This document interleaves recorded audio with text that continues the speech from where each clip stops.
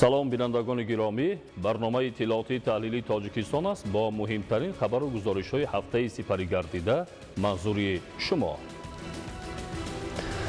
ҷумҳурии Тоҷикистон давоми солҳои соҳибистиқлолӣ бо амалӣ намудани сиёсати дурбинона таҳти шиори дарҳои боз муносибатҳои мутақобилан судмандро бо кишварҳои хориҷи дуру наздик дар доираи эҳтироми тарафайн бароҳ монда бо ҳадафҳои пайгирона сиёсати хориҷиашро пеш мебарад.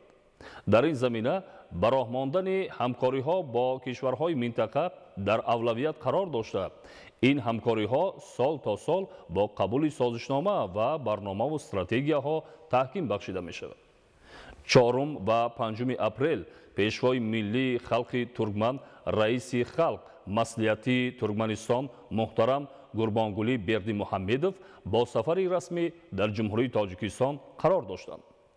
дар ҷараёни мулоқоту музокироти хоса ва бо иштироки ҳайатҳои расмӣ асосгузори сулҳу ваҳдати миллӣ, пешвои миллат, президенти ҷумҳурии Тоҷикистон муҳтарам Эмомалӣ Раҳмон ва пешвои миллии халқи туркман, раиси халқ маслиҳати Туркманистон муҳтарам Гурбонгулӣ Бердимуҳаммедов дар фазои дӯстӣ ва ҳамдигарфаҳмӣ тамоми ҷанбаҳои муносибатҳои байни давлатии ду кишварро баррасӣ намуда, атрофи масъалаҳои мубрами рӯзномаи байналмилалӣ ва минтақавӣ табодули афкор карданд. ҳамчунин дар доираи ин сафар созишномаҳои нави ҳамкорӣ ба имзо расида, дар доираи баргузории рӯзҳои фарҳанги Туркманистон дар Тоҷикистон дар толори бошукӯҳи Кохи Борбад барномаи фарҳангии ходимони санъати Тоҷикистон ва Туркманистон таҳти унвони шоми дӯстӣ баргузор гардид.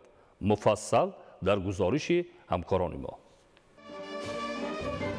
4 апрел пешвои миллии халқи туркман, раиси халқ маслиҳатии Туркманистон муҳтарам Гурбонгулӣ Бердимуҳаммедов бо сафари расмӣ ба ҷумҳурии Тоҷикистон ташриф оварданд. маросими истиқболи расмии меҳмони олимақом дар майдони қасри миллат ки ба хотири пазироӣ ба таври идона оро ёфта буд баргузор гардид. асосгузори сулҳу ваҳдати миллӣ, пешвои миллат, президенти ҷумҳурии Тоҷикистон муҳтарам Эмомалӣ Раҳмон, пешвои миллии халқи туркман, раиси халқ маслиҳатии Туркманистон муҳтарам Гурбонгулӣ Бердимуҳаммедовро самимона истиқбол гирифта ба болои шоҳсуфаи фахрӣ даъват намуданд. барои истиқбол аз байн омода бош!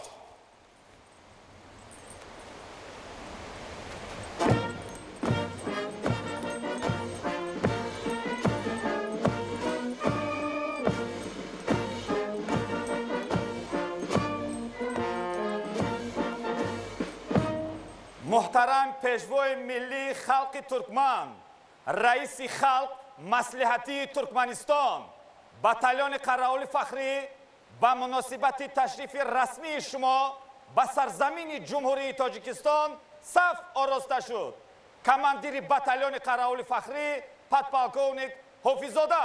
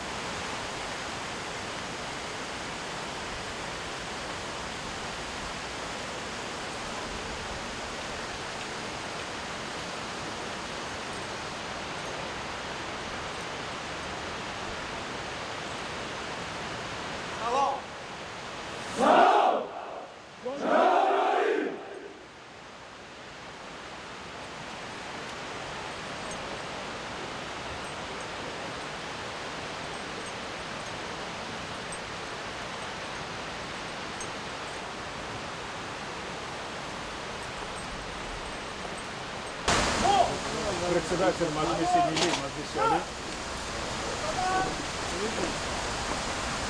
Председатель Маджлиса Намой Андаган, Маджлиса Али. Премьер-министр, руководитель исполнительного аппарата президента.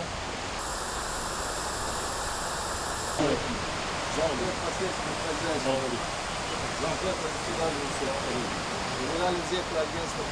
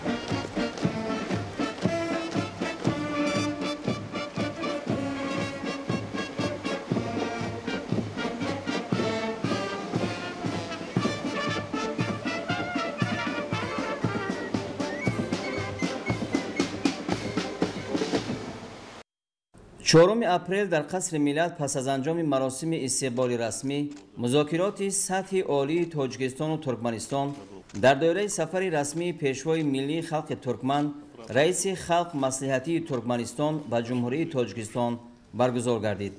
در جریان ملاقات و مذاکرات خاصه و با اشتراک هیئت‌های رسمی پرزیدنت جمهوری تاجیکستان و پیشوای ملی خلق ترکمن رئیس خلق مصلحتی ترکمنستان در فضای دوستی و همدیگر فهمی تمام جنبه‌های مناسبت‌های بین دولتی دو کشور را بررسی نموده اطراف مسائل مبرم روزنامه بین المللی و منطقوی تبادل افکار کردند. Уважаемый Гурбангулий Леонидович, Барвадари Азиз, Шумади, добро пожаловать, дорогой друг, брат. Сотрудничество с Туркменистаном занимает приоритетное место во внешней политике нашего государства. Отрадно, что сегодня наши взаимоотношения достигли высокого уровня, особенно торгово-экономической, гуманитарной сферах.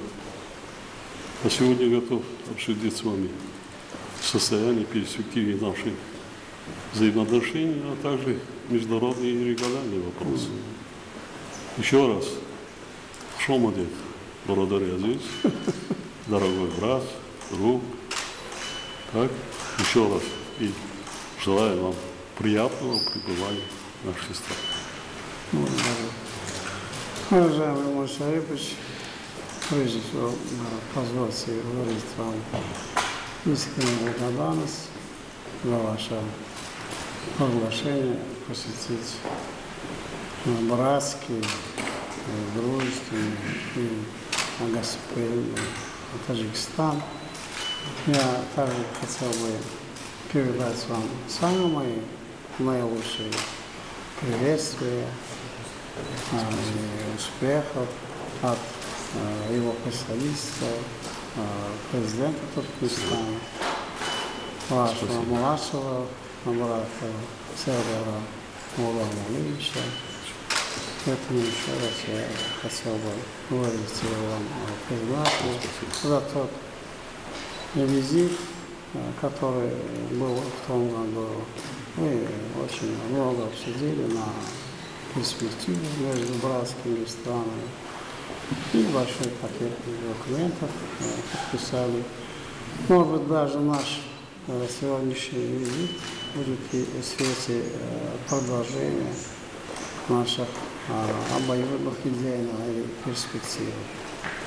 А так я хотел бы тоже сказать то, что особенно за годы независимости между Туркменистаном и Таджикистаном, ну, вы знаете, сложились чисто братские, но они на фоне всегда взаимоуважения, взаимодоверия, самое главное, открытости.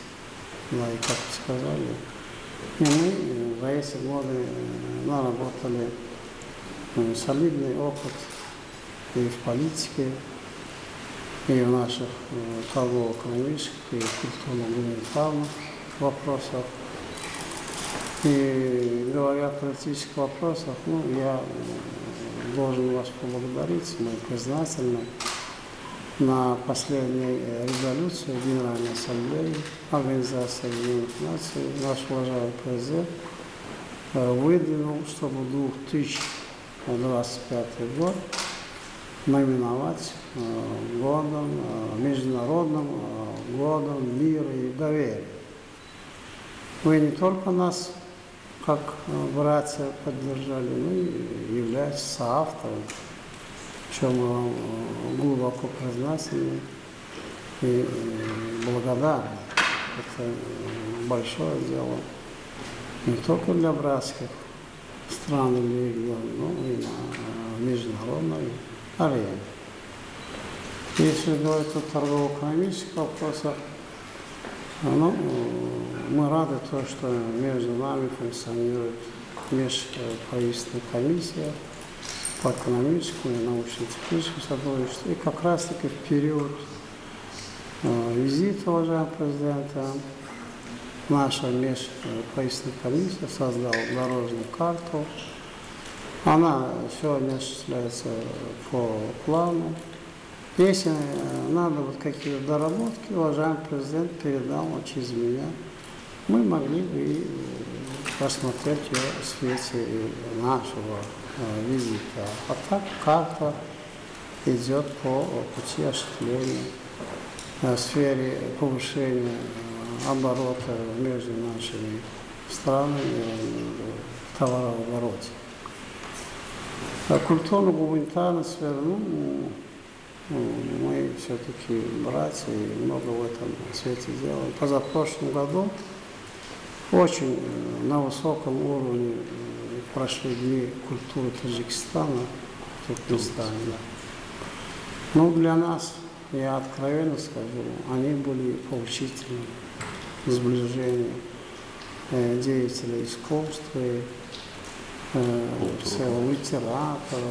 Все они творческими своими мыслями обменялись, и я рад тому, что именно во время нашего визита проходят и дни культуры Туркменистана, Таджикистана. Вчера открыто. Да, о чем мы вам признательны. Вы, наверное, знаете то, что в этом году исполняется 300-летие нашему мыслителю, философу, поэту Махтум Калифаги. Уважаемый президент, он отправил свое приглашение. Оно будет проведено в октябре месяце. И он будет как раз-таки совмещен с саммитом глав многих других государств. Но вы, Имам Альшаевич, всегда были и будете самым почетным гостем для нас. Мы с нетерпением вас ждем на этом нашем юбилейном празднике. Поэтому там как раз-таки будет и парк, посвященный поэзии. И там же будут, значит, скульптуры других наших братских стран, в том числе и ваш, один из поэтов будет тоже, наверное, вместе даже можем открыть его скульптурное изображение в этом парке. То есть я хочу сказать, что все осуществляется, как говорится, мы сказали, по нашим братским отношениям. Ну и потом мне, наверное, посчастливилось, потому что я сегодня у брата в гостях в месяц Рамадан. Поэтому, чтобы мы сегодня никакую бы тему не поднимали, это, наверное, будет только на благо наших народов. А тем более завтра Но мы говорим на другие языки, а так это день благоденствия. Как я сказал, что это тоже святой день для всей, наверное, мусульманской элиты. И чтобы мы сегодня, завтра, по какому не прошли бы по общему вопросу, это же, конечно, будет и на благоденствие не только таджикского народа, но и для всех народов. Я также хотел бы выразить вам искреннюю благодарность и от себя, и от уважаемого президента за тот ваш огромный личный вклад в укрепление узов дружбы между Туркменистаном и Таджикистаном. Конечно, хотел бы пожелать вам очень больших успехов. Много делайте государственной деятельности, крепкого здоровья, самое главное народу, братскому народу Таджикистана. Лишь успехов, благосостояния и процветания. Большое спасибо. зимнивохӯрии аҳамияти идомаи муколамаи мунтазами сиёсӣ дар ҳама сатҳҳо таъкид шуда рушди минбаъдаи фаъоли муносибатҳои тиҷоративу иқтисодӣ ба манфиати ҳарду ҷониб муҳим номида шуд.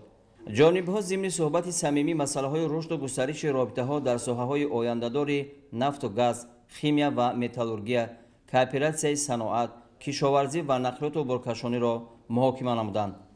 густариши равобити байниминтақавӣ тавассути тавсияи ҳамкорӣ байни субъектҳо ва роҳандозии робитаҳои бародаршаҳрии байни шаҳрҳои ду кишвар муҳим дониста шуд.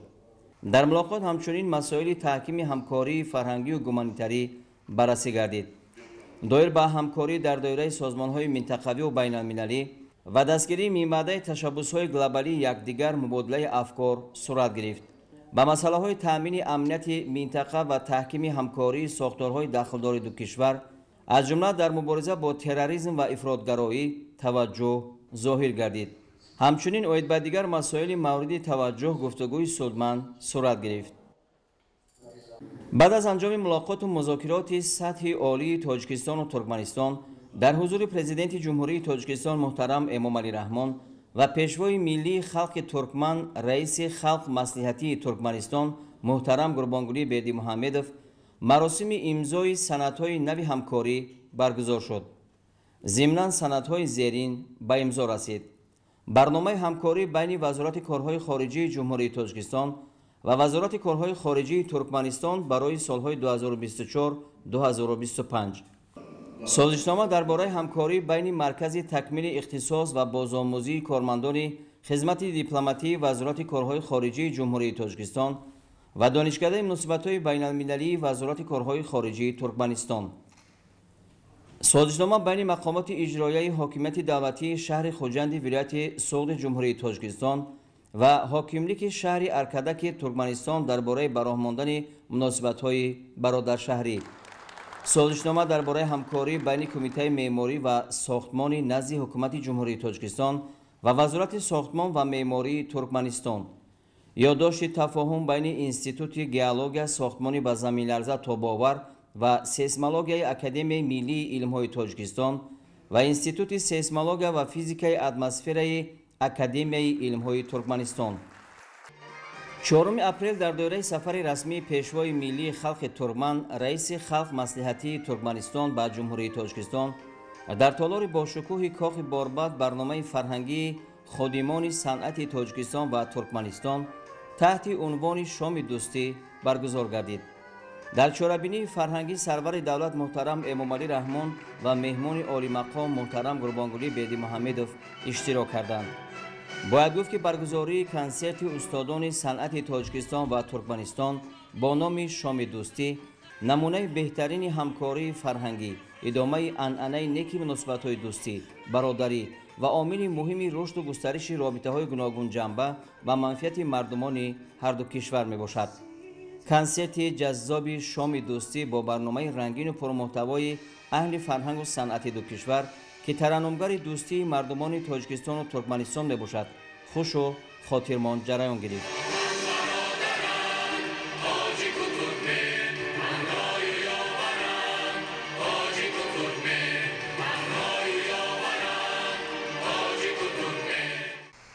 5 اپریل در بستانسرای شهری حکومت جمهوری تاجیکستان اساسگزار صلح و وحدت ملی پیشوای ملت پرزیدنت جمهوری تاجیکستان محترم امامعلی رحمان با پیشوای ملی خلق ترکمن رئیس خلق مصلحتی ترکمنستان محترم قربانگلی بردیمحمدوف ملاقات کردند. ضمن واخوری صمیمی نتیجه های ملاقات و مذاکرات در دایره سفر رسمی پیشوای ملی خلق ترکمن به جمهوری تاجیکستان مورد بررسی قرار داده شد. رئیس خلق مصلحتی ترکمنستان محترم قربانگلی بردیمحمدوف و پرزیدنت جمهوری تاجیکستان محترم امامعلی رحمان برای پذیرایی و مهمان نوازی گرم و صمیمی اظهار سپاس کردند. سرور دولت محترم امامعلی رحمان اظهار امید نمودند که نتیجه های تشریف رسمی و امضای سندهای نو همکاری در دایره این سفر برای تعمیق مناسبت های دوستی و همکاری جمهوری تاجیکستان و ترکمنستان زمینه مساعد فراهم می‌آورد. در ملاقات جانب‌ها همچنین عاید به دیگر موضوع‌های همکاری برای دو کشور سودآور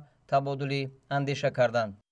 5 اپریل پیشوای ملی خلق ترکمن رئیس خلق مصلحتی ترکمنستان محترم قربانگلی بردیمحمدوف بعد انجام سفر رسمی در جمهوری تاجیکستان از شهر دوشنبه به وطن برگشت. با نشان احترام و صمیمیت بلند مهمان عالی‌قدر را اساسگزار صلح و وحدت ملی پیشوای ملت پرزیدنت جمهوری تاجیکستان محترم امامعلی رحمان گسیل کردند. یادآور می‌شویم که سفر رسمی پیشوای ملی خلق ترکمن روزهای 4 و 5 اپریل جریان گرفته. از روی نتیجه‌های ملاقات و مذاکرات سطح عالی بین دو کشور 5 سند نو دایر به همکاری در بخش‌های سیاست، آماده‌سازی کادرهای دیپلماتی، ساختمان، علم، زلزله‌سنجی و برادرشهری میان خوجند و ارگدک به امضا رسید. همچنین در دایره این سفر و در چارچوب روزهای فرهنگ ترکمنستان در تاجیکستان برنامه رنگین کنسرتی استادان صنعت دو کشور شام دوستی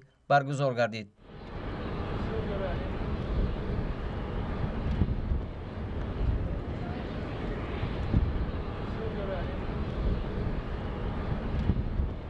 پنجم اپریل در قصر ملت اساسگزار صلح و وحدت ملی پیشوای ملت پرزیدنت جمهوری تاجیکستان محترم امامعلی رحمان عضو شورای دولتی وزیر امنیت جمعیتی جمهوری مردمی چین وان سیاخون را به حضور پذیرفتند. در جریان ملاقات مسائل همکاری تاجیکستان و چین در دایره مناسبت‌های دوجانبه و در عرصه منطقوی و بین المللی بررسی گردید. پرزیدنت جمهوری تاجیکستان محترم امامعلی رحمان از رشد ثمرناک مناسبت‌های دوستی و همکاری سودمند میان دو کشور اظهار قناعتمندی کردند. تاکید گردید که در پی تلاش‌های پیگیرانه جانب‌ها رابطه‌های دو کشور به سطح بلند رسیده در چارچوب شریکی استراتژی همه‌جانبه به طور روزافزون گسترش می‌یابند. مسائل مبارزه با تروریسم و خطرهای جهانی از قبیل تروریسم، افراطگرایی، ظهورات تندگرایی، جدایی‌خواهی، جنایتکاری متشکل فراملی، گردش غیرقانونی مواد مخدر و کیبرجنایت‌ها از موضوعهای مبرم ملاقات بودند. ضرور شمرده شد که ساختارهای داخلدار دو کشور با در نظر داشت وضع ناآرام بین المللی و ضرورت تأمین صلح و ثبات، هماهنگی و همکاری عملی خود را تقویت بخشند. در ادامه صحبت وضع جاری افغانستان و تأثیر آن به منطقه مورد تبادل افکار جانبها قرار گرفت. دوام چند سال اخیر با تلاش و تشبس‌های سازنده مقامات اجرایی حاکمیت دولتی شهر دوشنبه پایتخت مملکت به یک شهر زیبا و زمانوی و دارای انفراساختار کامل کار و خدمترسانی تبدیل می‌یابد. کوچه و خیابان‌های سبز و گلپوش، باغ و گلگشت‌های نظرربا و ساکنان و مهمانان شاد و مسرور و مفتون این همه زیبایی‌ها. این همه تصویر است که از مشاهده یک روزه سیر و گشت در شهر دوشنبه پایتخت تاجیکستان صاحب استقلال. توجه خاصه رهبریت دولت و حکومت جمهوری تاجیکستان و تلاش‌های پیگیرانه مقامات اجرایی حاکمیت دولتی شهر دوشنبه پایتخت مملکت را به یک شهر آرزوها تبدیل داده است و سیاحان زیادی را мафтун кардаву онҳо мехоҳанд дар фурсати барояшон дастрас ба тоҷикистон оянд ва аз зебогиҳои ин шаҳр лаззат баранд. имрӯз бо қадам задан дар кӯчаҳои шаҳр аз фазои зебо ва кӯчаҳои гулпӯш ба кас ҳаловати хос мебахшад. гузориши ҳамкорони мо. душанбе нигине дар қалби осиё, шаҳри сулҳ, шаҳри дӯстӣ, шаҳри гулрезу гулбасар ки гулҳои рангорангаш зиндагии моро зебу зиннат бахшидааст. бо талош ва иқдомҳои созандаву бунёдкоронаи раиси шаҳри Душанбе муҳтарам Рустами Эмомалӣ, Душанбе ба чаманзори пургул, бӯстони нозанин ва ба шаҳри дилоро табдил ёфтааст. душанбе пойтахти кишвари азизамон Тоҷикистон имрӯз намову таҷаллии хос дорад. шукуфону нуравшон аст шаҳри Душанбе, шаҳри зебову чароғон, шаҳри пур аз гул, ободу пешрафта аст. сайёҳон бо майлу хоҳиши зиёд дар кӯчаҳои шаҳри Душанбе қадам мезананд. барои онҳо муҳимтар аз ҳама таъмини амният аст ки орому осуда дар дилхоҳ лаҳзаву дар дилхоҳ мавзе сайру гашт менамоянд. Меня зовут Татьяна Арестова, я из России. Мы в восторге от вашего города.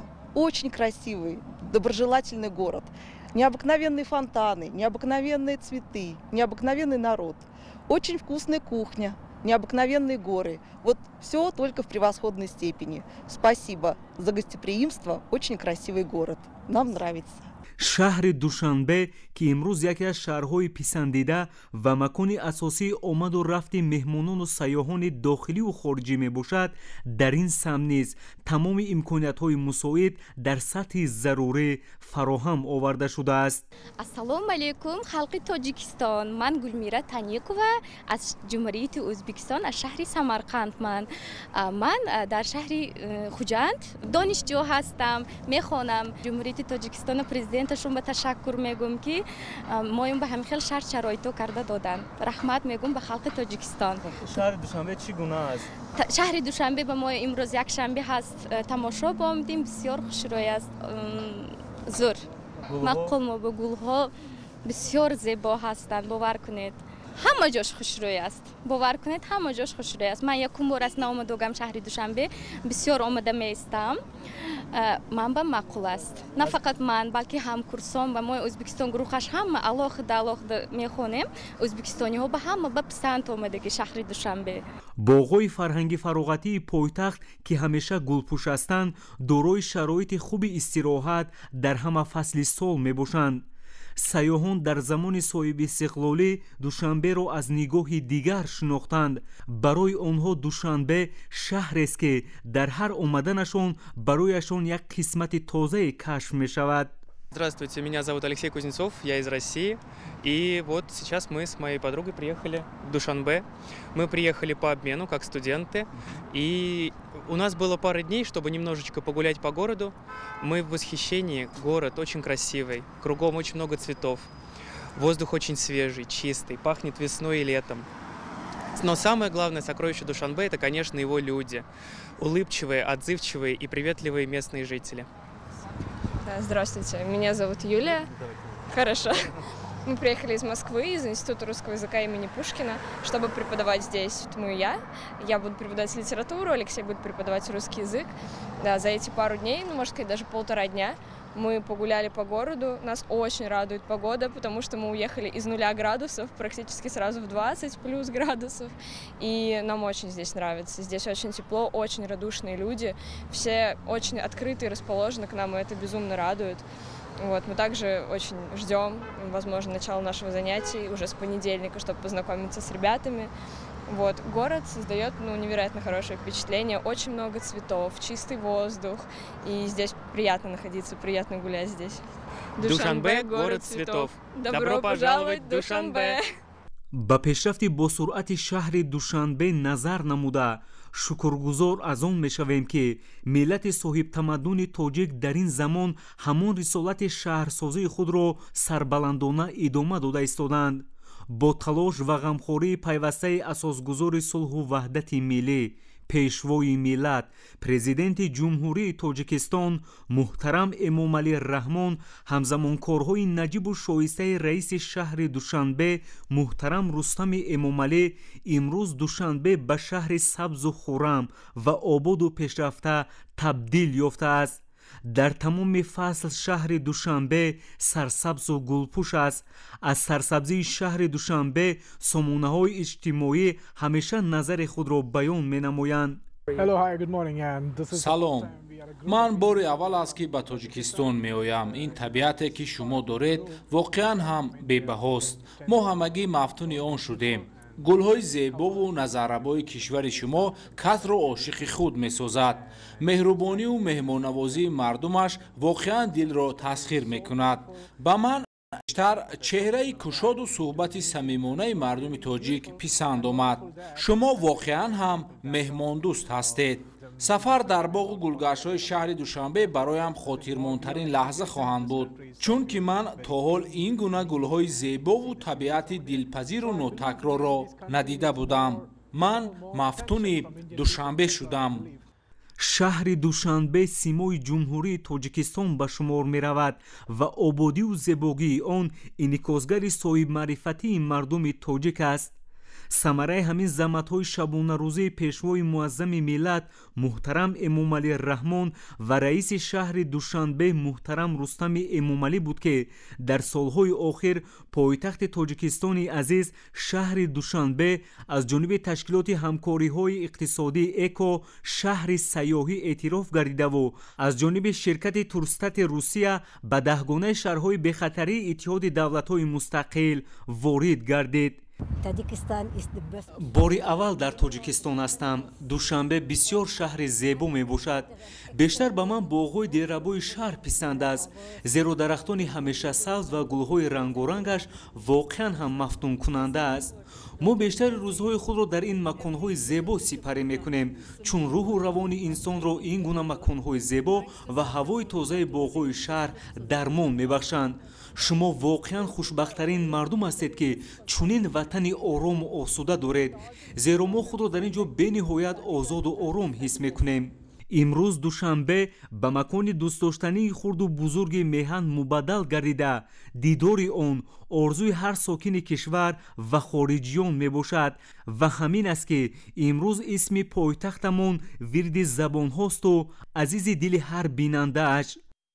ҳеҷ як давлату халқият бе қувваҳои мусаллаҳи худ вуҷуд дошта наметавонад, зеро ин қувва таъминкунандаи амнияти мамлакат буда, оромию осоиштагии мардум ва суботи ҳар як давлат аст. ҳукумати ҷумҳурии тоҷикистон баҳри мустаҳкам намудани қобилияти мудофиавии мамлакат, баланд бардоштани сатҳи омодагии ҳарбӣ, беҳтар гардонидани шароити моддию техникӣ ва вазъи иҷтимоии ходимони ҳарбӣ ғамхории пайваста зоҳир менамояд. хизмат дар сафи қувваҳои мусаллаҳ барои ҳар як ҷавон шараф аст, зеро агар ин марзу бум ба онҳо имконияти таҳсил намудану соҳибкасб гардидан дар ҷомеа нақш ва мартабаи хоса касб намудан додааст, дар баробари ин вазифа доранд дар таҳкими пойдории сулҳу субот ва муҳофизати марзу буми ватан саҳм гузоранд. гузориши ҳамкорони мо. ҳамасола дар саросари мамлакат 1 апрел баргузории рӯзи даъватшаванда ё даъвати баҳории ҷавонон ба сафи артиш ба ҳукми анъана даромада он бо шукӯҳу шаҳомати хос амалӣ карда мешавад. имсол дар ҳама шаҳру ноҳияҳои ҷумҳурӣ маросими гусели ҷавонони синни даъват ба артиш нисбат ба солҳои қаблӣ бо тантана ва хуҷастагиҳои бемисл роҳандозӣ шуд. волидайн бо сарафрозӣ ва ҳарфи шукрона аз фазои орому осудаи тоҷикистони соҳибистиқлол фарзандонашонро барои хизмати содиқона ба ватан модар ва шомил шудан ба сафи қувваҳои мусаллаҳи ҷумҳурии тоҷикистон гусел намуданд, чун онҳо ба он боваранд ки дар хизмат ҷавонон аз мактаби шуҷоату мардонагӣ гузашта ҷисман обу тоб меёбанд ва дар оянда барои зиндагии мустақилона ҳамаҷониба омода мешаванд. ҳифзи ватан, ҳифзи миллат, мардумии он яке аз масъалаҳои бисёр мубрами ҷомеаи имрӯза қарор дорад ва аз ҷумла дар тоҷикистон эзмонид ҳамасола аз рӯзи 1 апрел ҳамчун рӯзи ба صفهای قوای مسلح دعوت شدن جوانان آغاز می‌گردد و باعث خوشنودی است که امسال جوانان ما توانستند قسمت زیادشان در همین معرکه بزرگ، معرکه بسیار مهم شرکت نمودند و چنانه که بزرگان میگویند برای دولت سعادتمند در نوبت اول وقتی که سرور و راهبر خردمند و حکیم باشد در برابر این یکی از عنصرهای مهمی پایداری دولت این در نوبت اول حفظ مردمی آن و نظام و ترتیبات در آن است و امروز ارتش ملی تاجیکستان آماده است که در تاجیکستان عزیز ما مرد بوم و امنیت کشورمان را تامین نماید و جوانان ما باعث خوشنودی است روز تا روز از صف قوای مسلح شامل می شوند و قرض این وطن دوستی خود را سربلندانه اجرا می کنند و باعث افتخار است که تاجیکستان توسط همین عملی که امروز و صف قواهای مسلح دعوت نمودن جوانان سن سالشان موافق اقدام پیش کردگی است و باعث خرسندی است که از روز یکم من همین روز دعوت اکثریت جوانان ما با یک دل گرم با یک دلگرمی به نقطه های دعوت حاضر شده برای حفظ وطن، برای حفظ مادر، برای شرف دولت و ملتمان سرجمانه با یک خواهش و طلب خوب اشتراک نمودند. من مادری دعوت شونده بابایف مهراج، فرزندی من به صف قوه‌های مسلح جلب می شود. تربیت فرزندان در روی وطن دوستی وظیفه ما پدر مادران است. من همچون مادر افتخار میکنم که فرزندم در قطار دیگر جوان مردان ارز وطن مادر را سربلندانه ادا می نماید. من پدری دعوت شونده نیاز خدایار نیاز و هیچ ما والدان باید فرزندانمان را در روحیه وطن دوستی تربیت کنیم که همین وطن خودمان را محافظت کنند. به صف قواهای مسلح جلب می شود و با سر بلند خدمت مادر وطن را به اجرا می رساند. خدمت به وطن مادر در تار و پود مردم با فرهنگ و میهندوست تاجیک جای داشته آن همچون قرض وجدانی هر فرد جامعه متمدن ما ادا کرده می شود. از درازهای تاریخ تا امروز جوانان سعادتمند تاجیک همیشه دفاع از سرزمین و ملک خویش می نمایند. نمونه برجسته حمایت از ارزش‌های ملی در اثرهای بی‌بهای اهل علم و ادب تاجیک چون شاهنامه مثل آینه روشن و واضح پیش نظر مردمان آورده شده است. در یکی از مرکزهای توجه دولت و دولتداری و فرهنگ ملی ما حفظ مرد و بوم، ترتیبات جمعیت نظام با ارتش سخت وابستگی دارد.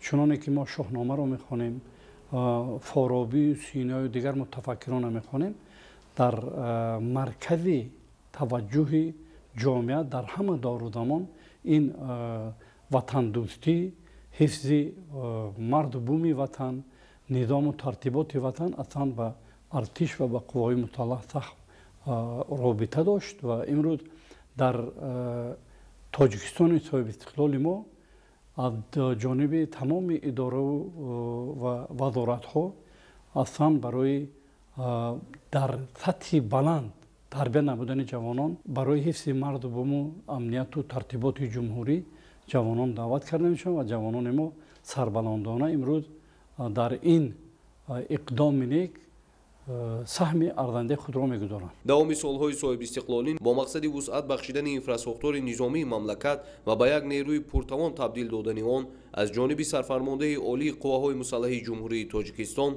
گنرال ارتش محترم امامعلی رحمان تدبیرهای سودمند عملی کرده شدند. همین است که امروز در قسم واحدهای ساختاری قواهای مسلح جمهوری تاجیکستان شرایط خوبی کاری و خدمتی مهیا کرده شده است و سربازان و افسران شجاع میهن قد به قد صف کشیده ملت و دولت خویش را با صداقت بلند وطنداری حمایت میکنند. من رضایف سمردین بعد ختم مکتب میانه به صف قواهای مسلح آمدم و میخوام خدمت وطن مادر را انجام بدهم.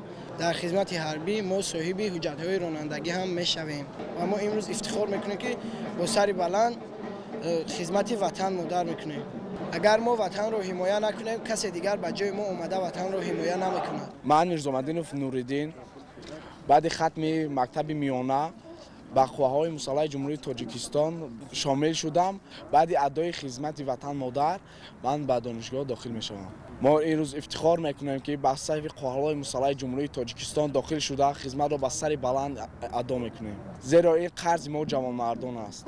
ما میبینیم که جوانان باعث بلندی وطن دوستی با خدمت وطن مادر رفته ایستادند. من میخوام که نامزدی من شخصی باشد که خدمت وطن مادر را ادا کرده باشد. خدمت به وطن یکی از وظیفه‌های کنستیتوسیونی شهروند بوده، اجرای آن رسالت جوانمردی است. در آینده مهم است که دیگر جوانان نیز این وظیفه خود را نزد مادر وطن سربلندانه ادا نمایند و صداقت و محبت خویش را از این راه نسبت به خاک پاک اجدادی و گرامیداشت مقدسات ملی تقویت بخشند.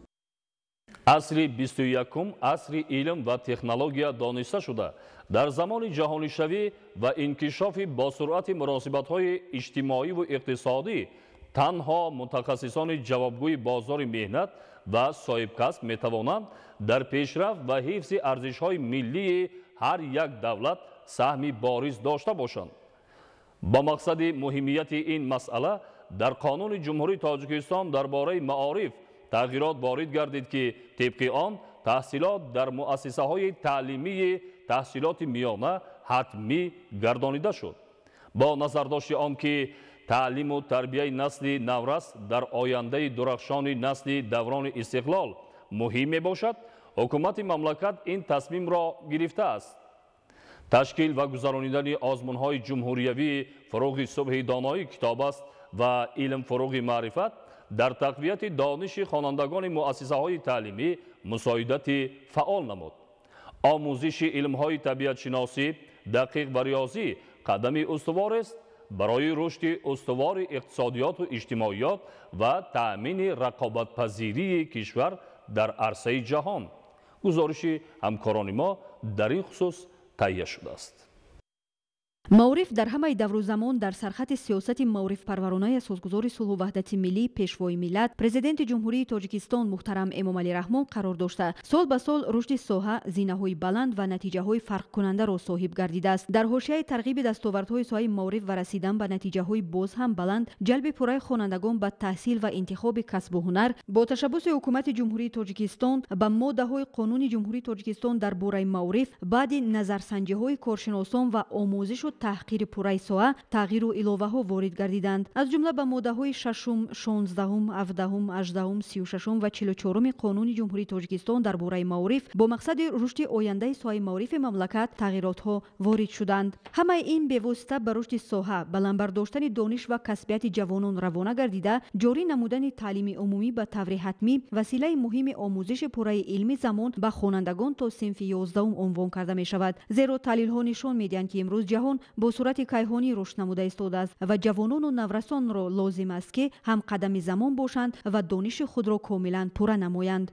اساسگذار صلح و وحدت ملی پیشوای ملت پرزیدنت جمهوری تاجیکستان محترم امامعلی رحمان با تمام هستی و دانش و ذکاوت بلند خویش به ساحه معارف هنوز از آغاز صاحب استقلال گشتن جمهوری تاجیکستان توجه خاصه را ظاهر کرده ایستاده است و ما خوب میدانیم و درک میکنیم که محض ان همین توجه و مهربانی و دستگیری های دامنه‌دار پیشوای معظم ملت بود که رشد معارف ملی در وطن عزیزمان تاجیکستان دوره به دوره سال به سال افزایش یافته ایستاده است و رو به ترقی نهاده ایستاده است. باید قید نمود که تشبث، غمخواری، مهربانی و دستگیری نوبتی پیشوای معظم ملت محترم امامعلی رحمان در سمت معارف کنانی ملی و برجسته این ساحه در آغاز سال 2024 پیشنهاد حقوقی نوبتی را به خاطر وارد نمودن تغییر و الوه ها و قانون جمهوری تاجیکستان در ساحه معارف پیشنهاد نمودند. باید قید کرد که این قانون 20 فوریه سال 2024 در مجلس نمایندگان مجلس عالی جمهوری تاجیکستان مورد آموزش و تحقیق همه‌جانبه سندهای معیاری حقوقی عمل کننده یعنی نظرسنجی کرده شد و آن از طرف مجلس نمایندگان تصدیق خود را یافت. باید قید نمود که محض همین فکر و ملاحظه و پیشنهادهای پیشوای معظم ملت در سمت وارد نمودن تغییر و الهه ها به قانون جمهوری تاجیکستان درباره معارف باز یک تکان جدی برای تربیه جوانان، نسل نورس و آینده درخشان ملت تاجیک به حساب می رود. ما و شما خوب درک میکنیم و میدونیم که محض همین تغییرات هایی که به ماده های 6 16 17 18 36 و 44 قانون مذکور یعنی منظور کرده این به واسطه برای رشد و تکامل دانش و کسبیت جوانان روانه کرده شده است. باید گفت که امروز تربیت نسل نورس و اهل جامعه از سوی معارف و علم تاجیک وابستگی کمی. جوانان تاجیک هر قدر با دانش و سواد باشند آینده نیک آنها را انتظار است. با درک مهمیت این مسئله و جلب هرچه بیشتر نسل جوان به علم و دانش وارد گردیدن تغییر و الهه ها به قانون جمهوری تاجیکستان درباره معارف از پیشنهاد سری وقتی دانسته می شود. مقصد اساسیش از آن عبارت است که من بعد جوانان با علاوه تعلیم عمومی اساسی اینچنین تعلیم عمومی را به طور حتمی باید گیرند. یعنی جوانان امروزه باید تا صنف 11 به پورگی به تحصیل فرا گرفته شوند. تحلیل ها نشان می‌دهد که امروز با نظرداشت آنی که در مقیاس جهان و آن پرابلم های گلوبالی که امروز وجود دارد و آن تکامل ها و آن گویم که رویدادهای غیر چشم داشته که در این یا آن سطح جامعه پیدا می شود بیشتری آنها به خلق و اطوار، خصلت، مدنیت و دانش به واسطه جوانان ربط دارد.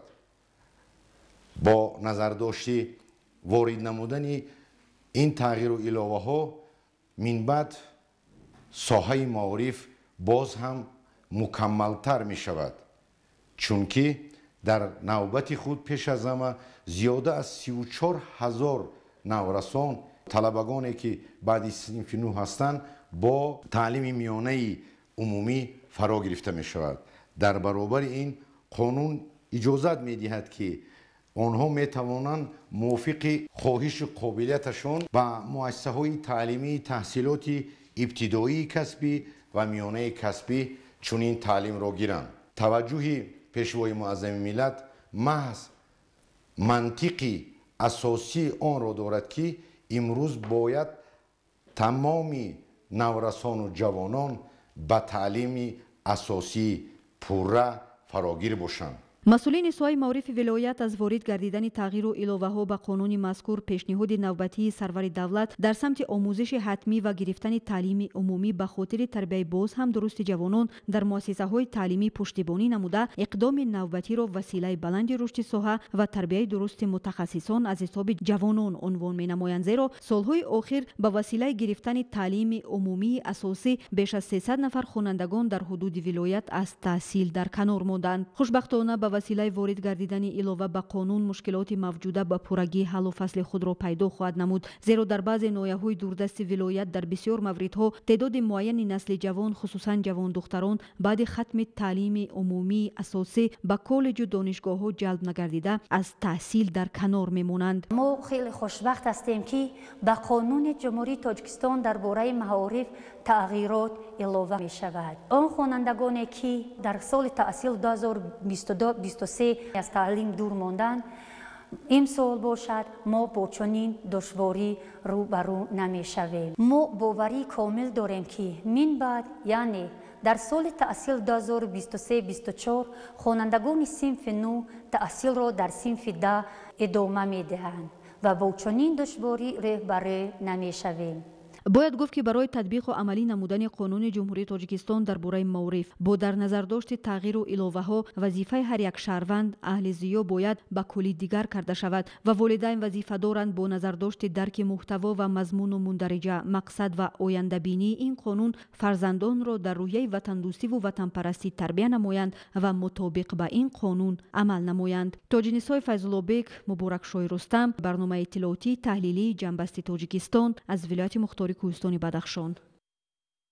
озмуни ҷумҳуриявии тоҷикистон ватани азизи ман таҳти сарпарастии асосгузори сулҳу ваҳдати миллӣ пешвои миллат президенти ҷумҳурии тоҷикистон муҳтарам эмомалӣ раҳмон аз соли 2019 инҷониб баргузор мегардад.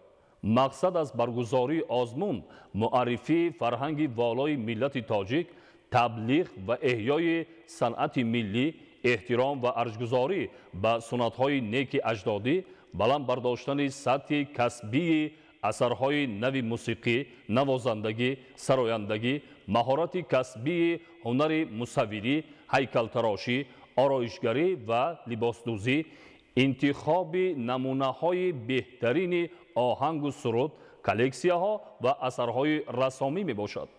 ҳадафи асосии пешвои миллат аз баргузории озмунҳои тоҷикистон ватани азизи ман фуруғи субҳи доноӣ китоб аст, илм фуруғи маърифат ва ғайра, пеш аз ҳама дарёфти чеҳраҳои нави соҳибистеъдод, донишманд, китобхону сухандон ва тарғиби ҳунару фарҳанг, илму дониш ва китобу китобхонӣ дар байни аҳолии мамлакат мебошад.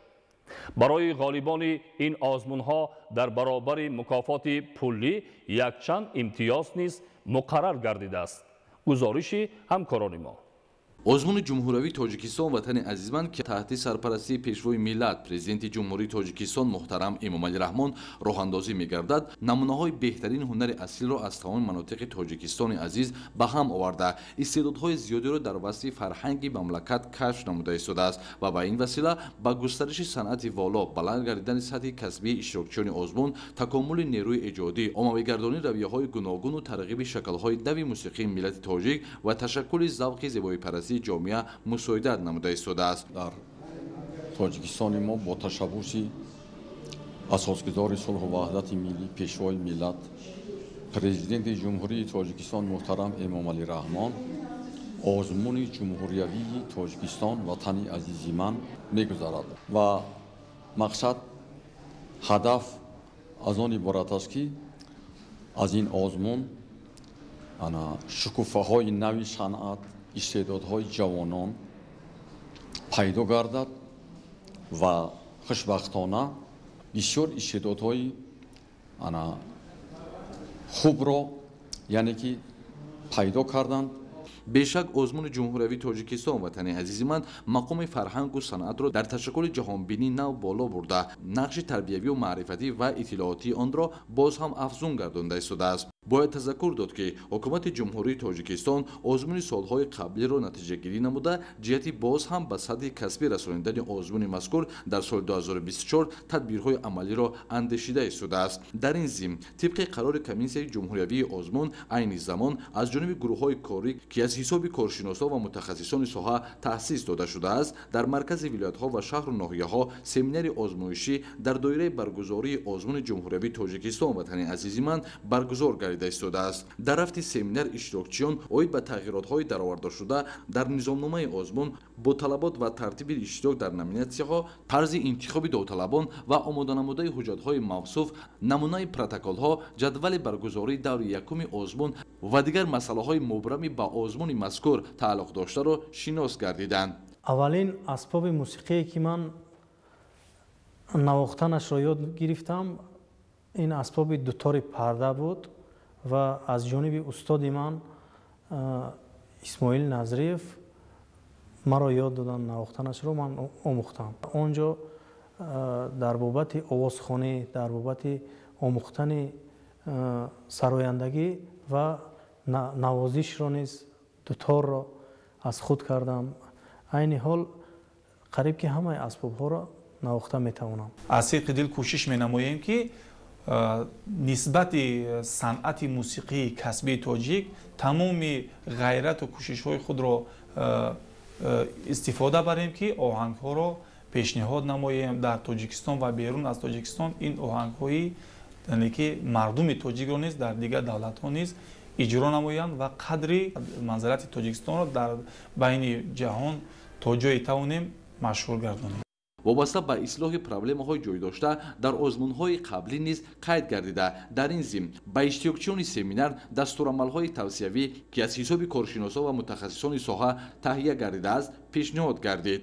аз ҷониби гурӯҳи кори ҷиҳати минбаъд низ зоҳир намудани таваҷҷӯҳи кофӣ ба низоми дастгирии эҷодиёти кӯдакону наврасон ва таҳсилоти бадеии эстетикии онҳо, малакаи иҷрокунандагӣ, интихоби дурусти мавзӯъ ва дастурамал ва дигар масъалаҳо ба иштирокчиёни семинар тавсияҳо дода шуд. маврид ба зикр аст ки бо ташаббус ва иқдомҳои бевоситаи роҳбарияти олии мамлакат ва ҳукумати ҷумҳурии тоҷикистон махсусан асосзори сулҳу ваҳдати миллӣ, пешвои миллат, президенти ҷумҳурии тоҷикистон муҳтарам Эмомалӣ Раҳмон дар 5 соли охир як қатор озмунҳои ҷумҳуриявӣ ба роҳ монда шуда истоданд, ташкил ва баргузор карда шуда истоданд. аз ҷумлаи чунин озмунҳои озмуни ҷумҳуриявии тоҷикистон ватани азизман мебошад ки соли панҷум аст аллакай баргузор карда мешавад ва хушбахтона даври охире ки озмуни мазкур ташкил ва баргузор карда шуд ва низомномаи озмуни мазкур илова ворид карда шуд ки ин ворид намудани илова яъне дохил намудани номинатсияи санъати тасвирӣ ва номинатсияи дизайн ба ҳисоб мерафт. албатта мақсад ва ҳадафи асосии баргузории ин озмунҳо пеш аз ҳама дарёфт намудани беҳтарин чеҳраҳои зебои офар дар соҳаи санъати тасвирӣ ва дизайн ба ҳисоб меравад. бояд тазаккур дод ки умуман дар номинатсияи санъати тасвирӣ ва дизайн ки дар даврҳои ноҳиявӣ, шаҳрӣ ва вилоятӣ ки бевосита аз ҷониби ҳайати ҳакамон баҳогузорӣ карда шуданд, зиёда аз 180 нафар довталабон ба даври ҷумҳуриявӣ яъне ба даври ниҳоӣ роҳ хат гирифтанд. вақте ки ман ба ин озмун омадам, ман боварии комил доштам ки муваффақ мегардам, чунки ҳар як санъаткор агар ба худаш боварӣ надошта бошад, вай муваффақ намешавад. дар оянда кӯшиш мекунам ки дар озмунҳои сатҳи байналмилалӣ иштирок карда истеъдоди худро боз ҳам зиёдтар сайқал диҳам. миннатдории худамро ба пешвои муаззами миллат мерасонам ки ба мо ҷавонон чунин озмунҳоро пешкаш мекунанд ки мо ҳунари худро ба ҷаҳон муаррифӣ мекунем. қобили қайд аст ки озмуни ҷумҳуриявии тоҷикистон ватани азизи ман таҳти сарпарастии асосгузори сулҳу ваҳдати миллӣ, пешвои миллат, президенти ҷумҳурии тоҷикистон муҳтарам Эмомалӣ Раҳмон аз соли 2018 инҷониб баргузор шуда. мақсади озмун муаррифии фарҳанги волои миллати тоҷик, тарғиб ва эҳёи санъати миллӣ, эҳтиром ва арҷгузорӣ ба суннатҳои неки аҷдодӣ, баланд бардоштани сатҳи касбии асарҳои нави мусиқӣ, навозандагӣ, сарояндагӣ, маҳорати касбии ҳунари мусаввирӣ, ҳайкалтарошӣ, ороишгарӣ ва либосдӯзӣ, интихоби намунаҳои беҳтарини оҳангу суруд, коллексияҳо ва асарҳои расомӣ мебошад. тамошобинони азизу арҷманд, ин буд барномаи иттилоотии таҳлилии Тоҷикистон. ба шумо зиндагӣ ободу осоиштаро таманно дорем. саломат бошед.